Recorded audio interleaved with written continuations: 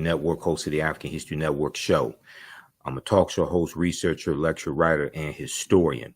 Wanted to do a brief overview of my 12-week online course, Ancient Kemet, the Moors, and the Maafa, Understanding the Transatlantic Slave Trade, what they didn't teach you in school. Join me live in class Saturday, July 29th, 2023, 2 p.m. to 4 p.m. Eastern Standard Time at our online school for another exciting, informative session of my 12-week online course. You see me on Roland Martin Unfiltered talking about this class. You see me on Faraji Muhammad's show, The Culture. You see me on the Tammy Mack Lake show, as well on the Fox Soul TV network. And this is a 12-week online course. We deal with thousands of years of history and what leads up to the transatlantic slave trade taking place. So you never look at history the same way again. So in this 12-week online course that I developed and I put together the slideshow, the curriculum, I chose the content. We can't start studying our history in slavery, okay? Even when we study the transatlantic slave trade, which is important to study, we can't start in 1619. And there's a whole lot of talk about 1619 because of the 1619 project and the 400th year anniversary of August 20th, 1619, which we do deal with in the class, but we deal with thousands of years of history that leads up to 1619 as well. We can't start in 1619 in Virginia or in the 1440s when the Portuguese get involved in the transatlantic slave trade. We have to understand the history chronologically and deal with the 800-year occupation of Europe by the Africans known as the Moors, who take the teachings from the Nile Valley region of Africa into the Iberian Peninsula, today known as Spain and Portugal, in 711 AD. And it's going to be these teachings that are going to bring Europe out of the Dark Ages. Okay, they bring Europe out of the Dark Ages. This course not only deals with the transatlantic slave trade, but deals with thousands of years of history that leads up to the transatlantic slave trade taking place. Now, August 20th, 2019 marked the 400th year anniversary of those 20 and odd Africans or 20 and odd Negroes who came into Point Comfort, which was really in Hampton, Virginia, as opposed to Jamestown, Virginia, on August 20th, 1619, on the White Lion pirate ship. And we go in depth and talk about what happened and deal with the fact that you had 350 Africans who were taken from Angola and they were on a slave ship called the San Juan Batista. And the San Juan Batista gets hijacked around Veracruz, Mexico, by two English pirate ships, the White Lion and the Treasurer, okay? And it's going to be the White Lion and the Treasurer. They come into Virginia in August of 1619, and those 29 Africans are going to be on the White Lion pirate ship, Lion, which was an English pirate ship. So the August 20th, 1619 marked the 400th year anniversary of those 29 Africans who came into Point Comfort on August 20th, 1619, and what would later become the colony of Virginia.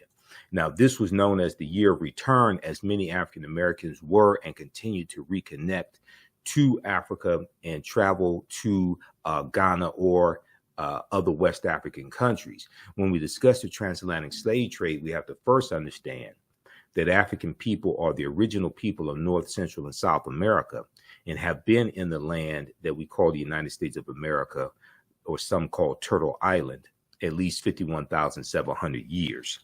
And we use numerous sources in this class. We look at a timeline of history, the book references. There are 100 articles that we look at as well. We have video clips, PowerPoint presentation, etc. Now we see that the teaching of African history has come under attack, and probably unprecedented attack, in the last few years. We see in Florida, especially, the advanced placement African American studies class from the College Board. We see that being banned in the state of Florida. And we saw protests take place around that. We see with the anti-critical race laws um, in the past 2 or 3 years. We see that impacting how Black History Month lessons are taught in schools. Axios.com had this article, New Rules Are Limiting How Teachers Can Teach Black History Month. We see stories about we see stories about lessons dealing with slavery gone wrong, like this article from USA Today, mock slave auctions, racist lessons, how U.S. history class often traumatizes, dehumanizes Black students. So we see different stories like this in the latest attack dealing with the teaching of African American history. Once again, comes out of Florida in the new social studies standards, and part of the new social studies standards appear to teach middle school students that at least some African Americans benefited from slavery because it taught them useful skills, okay, as this article from NBC News discusses. And we've dealt with this on the African History Network show as well. So in this class, we deal with thousands of years of history and what leads up to the transatlantic slave trade taking place. So the 1619 project, even though there is some good information in it, a lot of what we know about those 20 and odd Africans is wrong. And one of the problems with the 1619 project is it does not deal with the African presence in the land we call the United States of America, going back at least 51,700 years ago, which we deal with in the class. And we discussed Dr. David Imhotep's book, The First Americans Were Africans, Documented Evidence, as well as other sources. But this article here from VirginiaMercury.com, much of what we've been told about Virginia 1619 first Africans is wrong. This is from August 11th, 2019. Now, this is a historical marker that is at Fort Monroe in Virginia, and it notes the arrival of the first Africans in Virginia. And in 1619, codified slave laws don't exist in any of the 13 colonies. The first of the 13 colonies to have codified slave laws is Massachusetts in 1641. Okay, and these Africans are going to be put into a form of indentured servitude, and after about 3 to 5 years or so, they're going to be released from that. The Washington Post has a good article that deals with 93 years before 1619. It deals with the settlement that the Spanish tried to set up in the South Carolina, Georgia area. Before 1619, there was 1526, the mystery of the first enslaved Africans in what became the United States. Spanish explorers brought 100 African slaves to a doomed settlement in South Carolina or Georgia. Within weeks, the subjugated revolted, then vanished. Within weeks, the subjugated revolted, then vanished.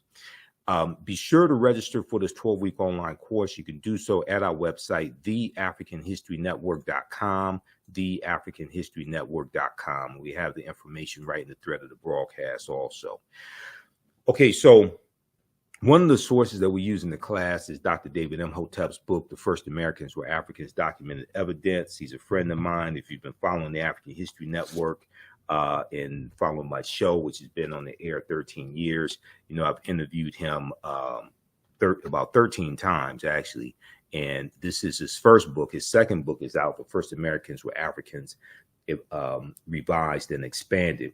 So this first book is out of print. Okay, but his second book is available for purchase at Amazon.com, and his book deals with his book is backed by 713 footnotes and 7 peer-reviewed articles, and it documents an African presence in North, Central, and South America dating back at least 56,000 years ago, which would be the Khoisan, who have the oldest DNA on the planet. Page 14 of his book deals with a discovery made by Dr. Albert Goodyear in Allendale County, South Carolina, in 2004. Okay. And Dr. Albert Goodyear and his team found 13 different types of evidence that thoroughly document an African presence in this country dating back at least 51,700 years ago, at least 51,700 years ago. Okay. And these were the Khoisan, the short statured Africans. So this is why, even though 1619 is important to study, we get way too caught up in 1619. Okay. African people were the first people on the planet. We look at archaeological discoveries in this class that continue to push the timelines back, like the one that came out of Morocco in June 2017, which shows remains of Homo sapiens dating back between 300,000 and 350,000 years ago, which is at least 100,000 years older than the remains that were found in Ethiopia about 1974, that dated back 195,000 years ago. But in Allendale County, South Carolina, they found artifacts, architecture, campsites, carvings, Egyptian writings, footprints in lava, genetic M174D haploid groups dealing with DNA and genetics, linguistics, paintings, skulls, skeletons, structures, and tools. They found 13 different types of evidence, thoroughly documenting an African presence that dates back at least 51,700 years ago. Now, here is a picture of Dr. Albert Goodyear, who's an archaeologist at the University of South Carolina. Here is his, this is an article that he wrote. I'm sorry, this is an article about his discovery at ScienceDaily.com. ScienceDaily.com has articles dealing with scientific discoveries, archaeological discoveries. This is an article from November 18th, 2004. The article is still there. You can go read it yourself. It's called New Evidence Puts Man in North America 50,000 Years Ago. New Evidence Puts Man in North America 50,000 years ago. And a summary of the article, and this is the summary coming from ScienceDaily.com, not me. It says radiocarbon tests of carbonized plant remains, where artifacts were unearthed last May along the Savannah River. So that'd be May 2004, last May along the Savannah River in Allendale County by University of South Carolina archaeologist Dr. Albert Goodyear, indicate that the settlements containing these artifacts are at least 50,000 years old, meaning that humans inhabited North America long before the last ice age,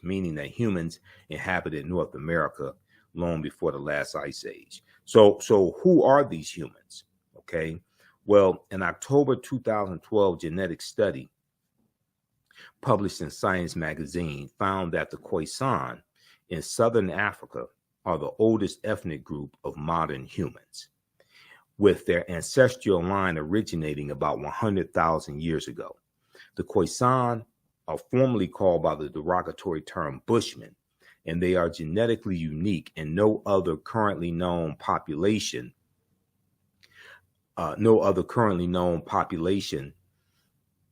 had separated so early from our common modern human ancestor, according to the report. Now, these are two Khoisan women here. These are the short-statured Africans. Now, the Khoisan live mainly in southern Africa in territories spanning Botswana, Namibia, Angola, Zambia, Zimbabwe, and South Africa. They are largely divided into two groups: hunters and gatherers, or the Sans people, S-A-N-S, and keepers of the livestock, also known as the Khoi people. Now, Sarta J. Bartman, who was derisively called Hottentot Venus, who was sold into side shows, freak shows in Europe, and traveled around in the early 1800s, and she dies in 1815. Sarah Bartman was Khoisan. Okay. The Khoisan languages include the distinctive click sounds that are not found in the languages of their neighbors. And there was an article from AtlantaBlackStar.com, 5 ethnic groups that proved the first humans were Black, that you could check out as well. And then we look at different African civilizations and different ancient civilizations. And one of them is, we look at Nubia, or Ta-Nehisi, ancient Kemet, ancient Egypt. We look at the early mound builders, and we look at the Olmecs as well. And we look at excerpts from Dr. David M. Hotep's book, also The First Americans Were Africans, Documented Evidence. And we know that there are about 1 million mounds that existed in this land that we call the United States of America. There were 1 million Indian mounds in North America. Today, there are only 100,000. Cyrus Thomas, director of the Eastern Mound Division of the Smithsonian Institute Bureau of Ethnology in 1881, said, quote, distinct from the American Indians, end quote. There was a race of mound builders in America distinct from the American Indians, okay? And there are also large erections formerly called Native American mounds, now known to be African mounds, that are shaped like pyramids that are found across North America. The largest ones surviving today are in the Mississippi Valley. The largest of all was the Cahokia Mound near the area where the Mississippi and Missouri rivers converge, okay? Now, so we go and look at different archaeological discoveries that are causing the scientists and archaeologists and paleontologists to rethink everything. One of those archaeological discoveries was revealed in June of 2017. Now, this is an article from NBCnews.com, and the name of this article is "We're Older Than We Thought. New Find Pushes Human Origin Back 100,000 Years Ago." And this was a discovery made in Morocco, okay, in Morocco. And they found remains of Homo sapiens that date back at least 300,000 to 350,000 years ago. Modern humans evolved much earlier than previously thought, researchers reported. New discoveries at a rich site in Morocco show modern humans were hunting and probably cooking game animals 300,000 years ago. This is 100,000 years earlier than scientists had believed up until now. Now, new discoveries and new dating methods show that, in fact, many of the bones belonging to modern Homo sapiens belonged to modern Homo sapiens, and they lived as far back as 300,000 or 350,000 years ago. Now, the earliest previous Homo sapiens bones, or modern man's bones, date back 195,000 years ago, and they're found clear across the continent in modern day Ethiopia. Taken together, the findings show modern humans were dispersed across Africa long before anyone ever thought. Okay, now that's from June 2017.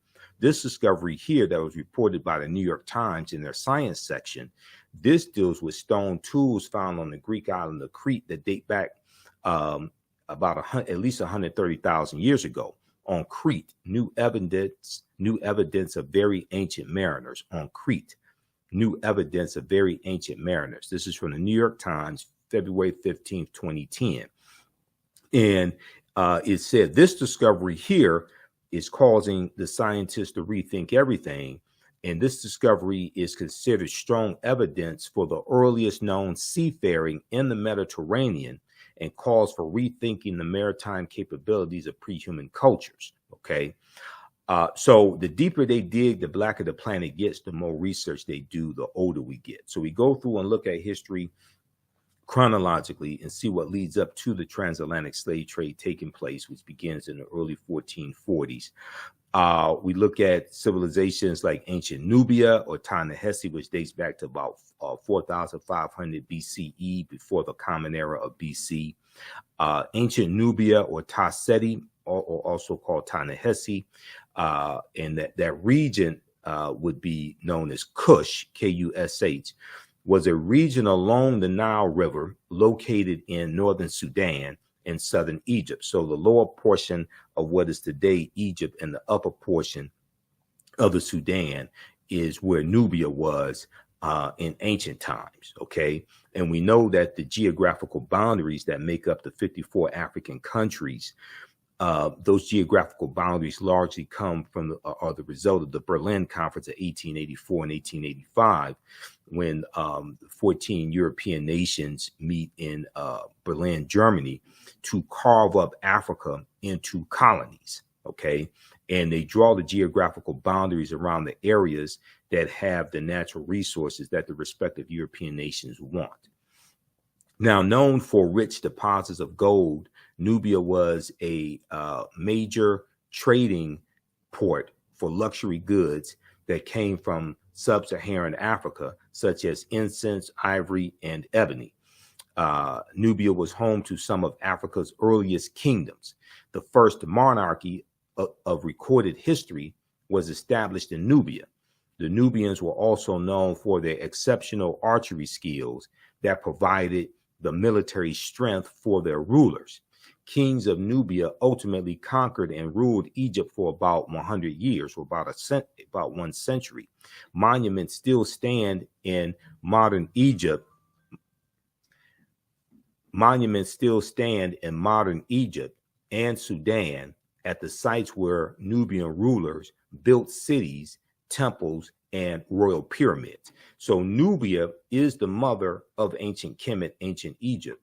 And the grandmother of ancient Kemet, ancient Egypt is Ethiopia or Abyssinia, okay? Because civilization travels up the Nile River.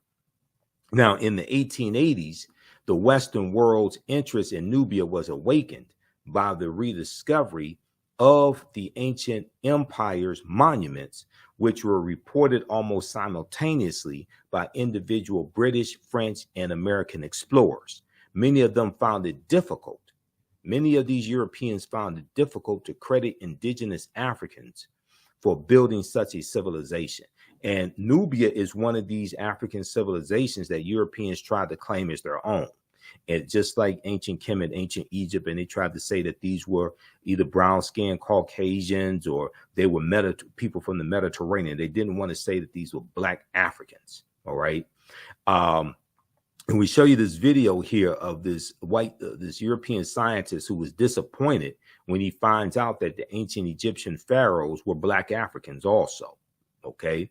Now, during the 1840s, German Egyptologist Carl Richard Lepsius asserted confidently that the Greek term Ethiopian, when referring to the ancient civilized people of Kush, did not apply to Negroes.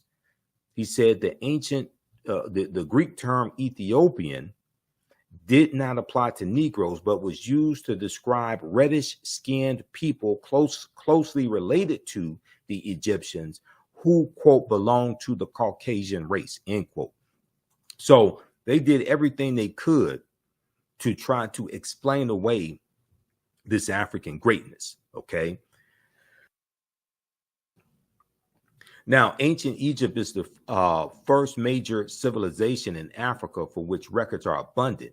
It was not, however, Africa's first kingdom. A May 1st, 1979 New York Times front page article written by journalist Boyce Rensberger reported, quote, evidence of the oldest recognizable monarchy in human history preceding the rise of the earliest Egyptian kings by several generations has been discovered in artifacts from ancient Nubia, okay? So we take you through our history.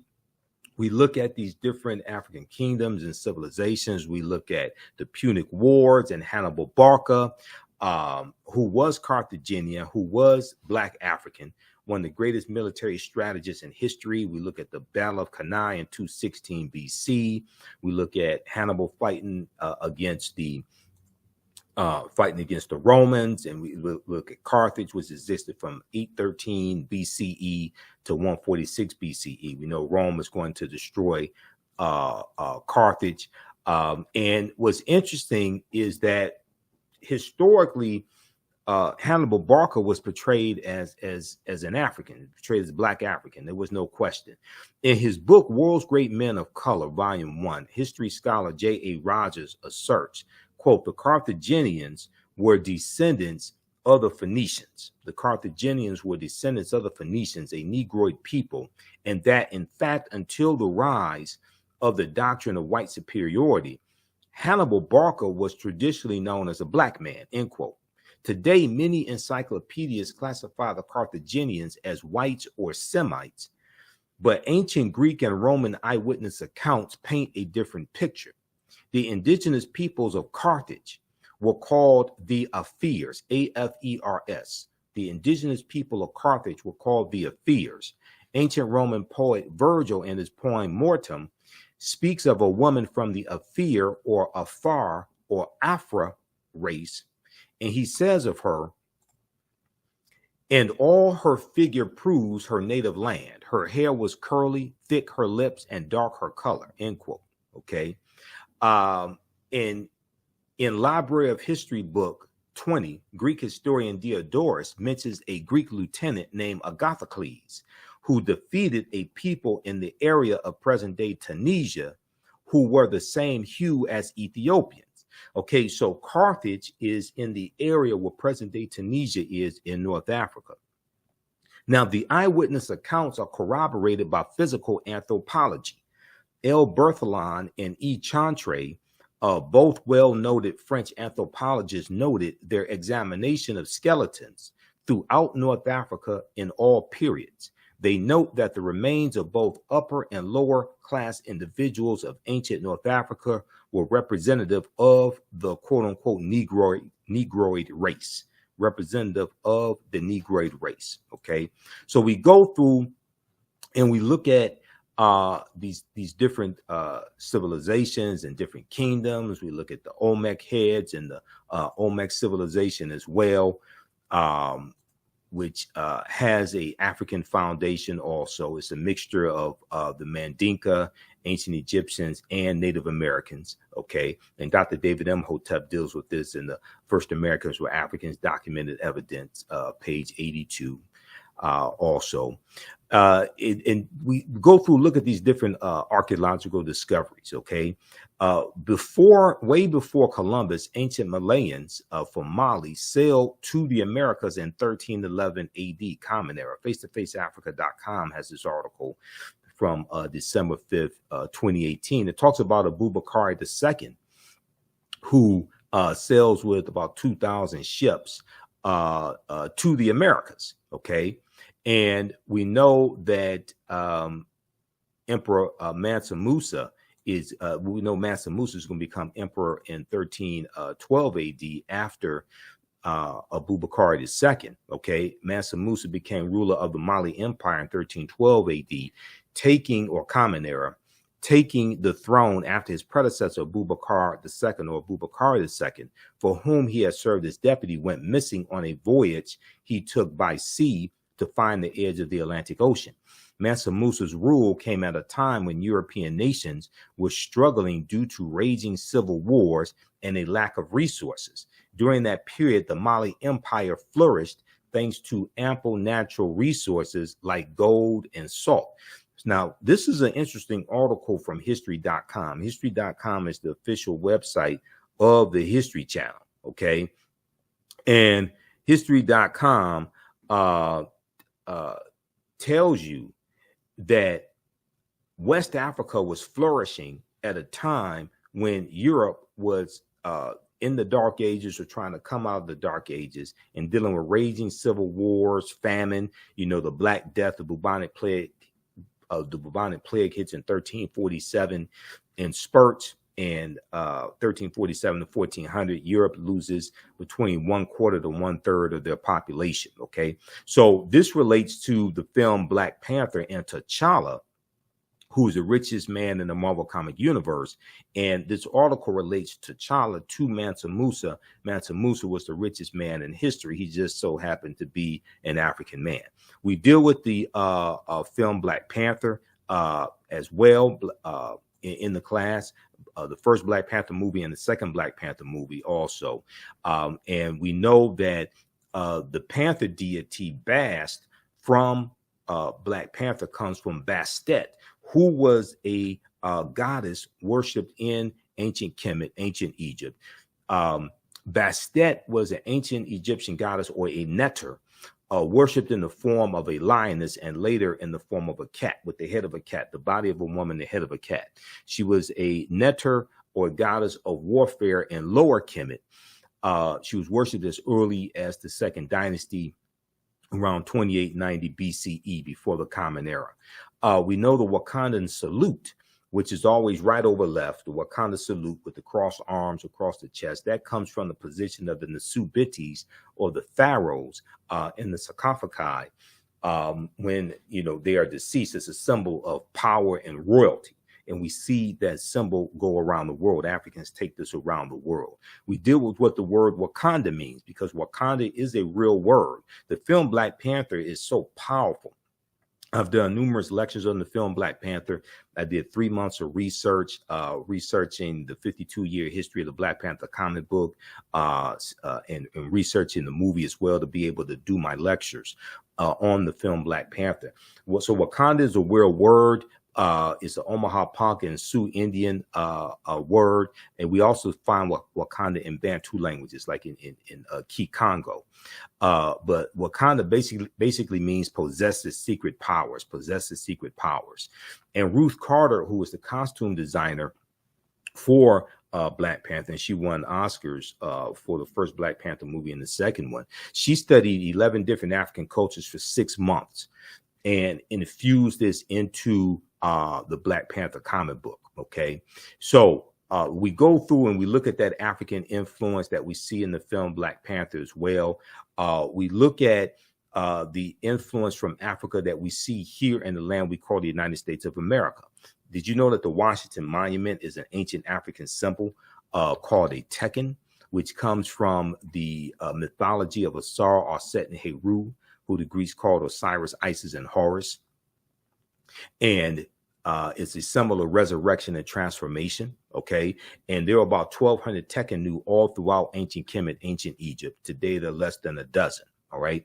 Be sure to visit our website, theafricanhistorynetwork.com, theafricanhistorynetwork.com, and register for this 12-week online course that I teach, ancient Kemet, the Moors, and the Maafa, understanding the transatlantic slave trade, what they didn't teach you in school. Kemet is one of the original names for Egypt, okay? This class is on, when you scroll down our website and you go to the top, you'll see the information for our radio show, the African History Network show. Our social media handles are here as well. I'm on Sundays, 9 p.m. 11 p.m. Eastern Standard Time on 9:10 a.m. Superstation WFDF here in Detroit. And we broadcast on our Facebook and YouTube channels and pages when we're on live. But our 12-week online course, Ancient Kemet, one of the original names for Egypt, the Moors, and the Maafa, understanding the transatlantic slave trade, what they didn't teach you in school. Our next class is Saturday, July 29, 2023. We do the sessions live. All the sessions are archived and recorded. You can go back and watch it anytime. This class is on sale $80, regularly $130. Even after the course is over with, you can go back and watch the full class. You still have full access. So a year from now, 2 years from now, you can go back and watch the entire course, okay? You can use this information with your children. I would say the content is PG-13. It's not overly graphic. I don't do a lot of cursing or anything like that. I do a PowerPoint presentation. We have over 200 slides. I created the PowerPoint presentation. I'm a historian. I've been studying 30 years, actually 31 years. There are about 80 to 100 articles that we reference, the video clips that we look at as well, and book references also. We show you the book references on the screen. You don't have to buy any of these books to follow along in class. This was an excellent article here from face-to-faceafrica.com that dealt with Tekkenu that were taken from Egypt and taken into London, England, Paris, France, and New York City. Okay, ancient Egyptians called obelisks Tekkenu, and they were also used to tell time in the past. Okay, currently Cleopatra's Needle is the name given to 3 ancient Egyptian obelisks, one in New York City, one in London, England, and one in Paris, France. Read this article here from face-to-faceafrica.com, Cleopatra's Needle, how 3 ancient Egyptian obelisks ended up in New York City, London, and Paris, okay? And they, the Tekken, or the obelisk, comes from the mythology of Asar, Aset, and Heru, who the Greeks called Osiris, Isis, and Horus. There are approximately 1,200 Tekhenu built in ancient Kemet, but only about a dozen are found today. Many of the Tekhenu removed from Egypt are now in Istanbul, Turkey, London, England, Paris, France, Berlin, Germany, New York, Rome, Italy, Vatican City, and elsewhere throughout the world. The Tekhenu are now called obelisks by their new owners, and few people know their origin or that they symbolize the resurrection of the African king Asar, okay, who the Greeks called Osiris. In Egypt on the Potomac by one of my friends, Tony Browder, he deals with this information. We also deal with Freemasonry and the origins of Freemasonry, because the foundation of Freemasonry comes from the teachings in ancient Kemet, ancient Egypt. The word Mason is derived from the Latin words mass and sun. Mason means child of light and expresses the desire to pursue light, which is a metaphor for the sun, which symbolizes knowledge. The term child of light or sons and daughters of light was first used to identify students who had completed 42 years of study in the temples of ancient Kemet, ancient Egypt. Many Masonic temples were modeled after the temples of ancient Kemet, places where light or knowledge was imparted in a series of steps or degrees. So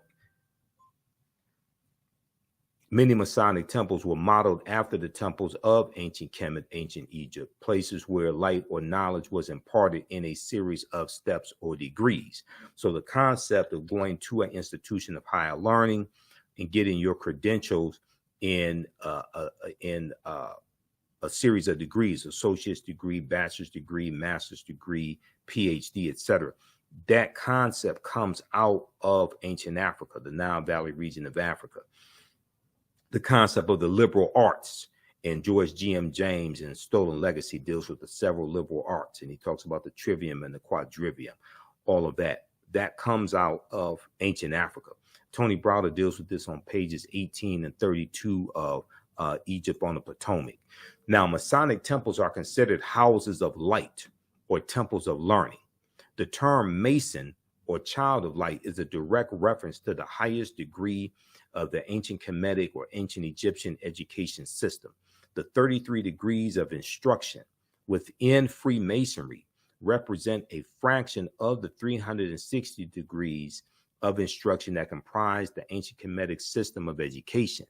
Yet, with less than 10% of the wisdom of ancient Kemet, Freemasons have held positions of influence and power throughout the world for over 200 years. So this is also from Egypt on the Potomac by Tony Browder, which is one of the books that we use in the class. So we take you throughout history. We look at things like, why is Christmas celebrated on December 25th? Now, some of this information may go outside the circumference of some people's awareness. Just because you never heard it before, disagree with it, or don't like it, does not mean it's not true. Just means you have to do some research to understand what we're talking about. Because nowhere in the biblical text does it state that Yeshua or Jesus the Christ was born on December 25th.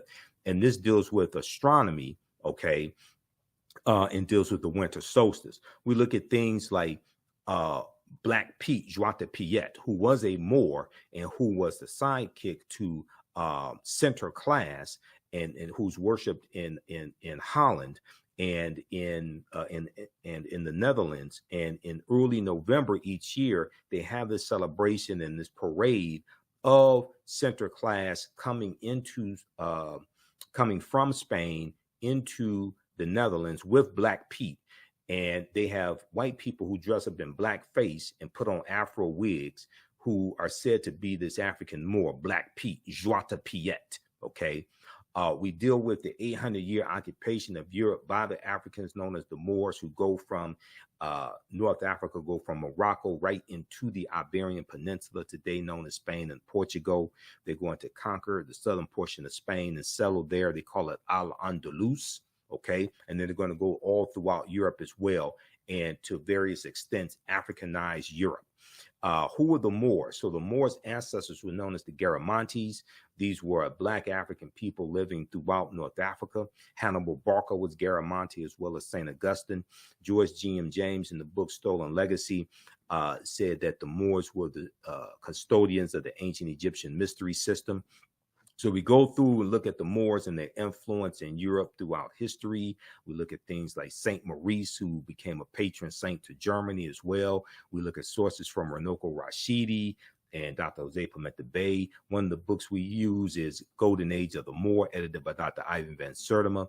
We know 711 AD, General Tariq ibn Ziyad goes into the Iberian Peninsula and is going to conquer. They defeat the Vandals and the Visigoths, And this is tied to the fall of the western portion of the Roman Empire in 476 AD that gets crushed by those barbarians, the Vandals and the Visigoths. We look at things like, why are there Moors' heads on these national flags from Corsica and Sardinia? Okay, Corsica is a French island in the Mediterranean. Sardinia is an Italian island in the Mediterranean.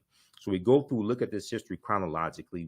We look at the three great West African kingdoms, Ghana, Songhai, and Mali. One of the books we use is Classical Africa by my friend Dr. Malefi Keti Asante, who I just interviewed back in, I think it was April of 2023, dealing with Queen Cleopatra VII.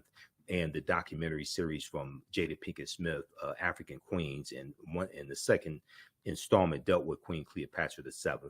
We also look at Queen Nzinga, which was dealt with in the first installment of African Queens, which is streaming on Netflix right now. And then also we have to study Christopher Columbus. Columbus is crucial to understanding the transatlantic slave trade and the expansion of the transatlantic slave trade. Columbus helps to lay the foundation for slavery, racism, capitalism, the exploitation of indigenous people. And on his 4 voyages, Columbus never comes to the land that we call the United States of America. The closest he comes here is Cuba, which is about 90 miles away. Now, African slaves, when we look at slavery coming to the New World, or it was new to Europeans, Africans were brought first to the New World shortly after its discovery or uncovery by Christopher Columbus. Legend has it that one African slave was included in his original crew, and they could be found on the island of Hispaniola, the site of present-day Haiti, as early as 1501. And he lands in Hispaniola December 6, 1492. Upon his arrival in the Bahamas, Columbus himself captured 7 of the natives for their quote-unquote education, he said, on his return to Spain. However, the slave trade proper only began in 1518 when the first black cargo direct from Africa landed in the West Indies. So this is based upon the Asiento de Negros of August 1518, signed by King Charles V, okay, which drastically expands the transatlantic slave trade. Now, the importation of Africans to be enslaved to work in the Americas was the inspiration of the Spanish Bishop Bartolomeu de las Casas, who traveled on some of Columbus's voyages.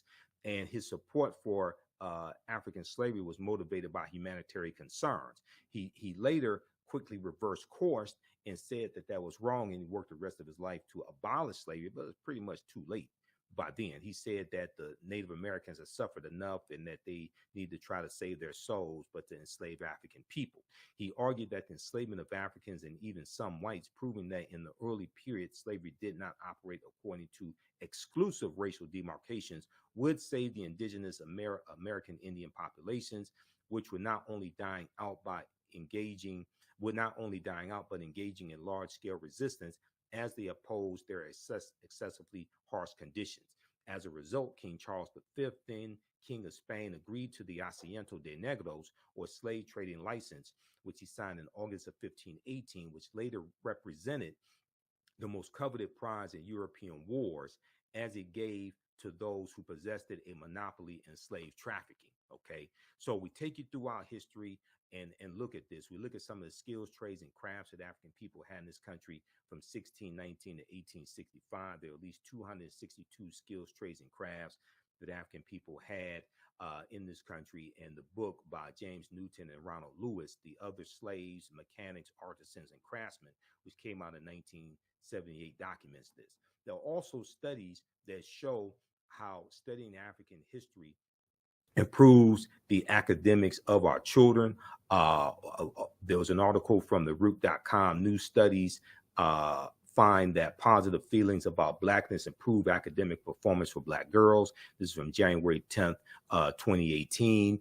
And then there was a study, Black teens with racial pride do better in school. This was a study from the University of Pittsburgh and Harvard University that shows that when parents use racial socialization, such as talking to their children or engaging in activities that promote feelings of racial knowledge, pride, and connection, it offsets racial discrimination's potentially negative impact on students' academic development. So there's evidence showing how our children studying their history and knowing their history and having positive self-esteem because of their history, how this improves their academic performance also. So register for this 12-week online course that I teach. As soon as you register, there's content that you can start watching right now. It's at our website, theafricanhistorynetwork.com. I teach the class. You've seen some of my videos, most likely. Follow us on our Facebook fan page, The African History Network, and my YouTube channel, Michael M. Hotep, IMHOTEP. Join us in our next class, Saturday, 2 p.m. to 4 p.m. Eastern Standard Time. The full course is on sale, $80, regularly $130 right now. You never look at history the same way. Remember, right knowledge corrects wrong behavior. It's not over till we win. Wakanda forever. And we'll see you in class.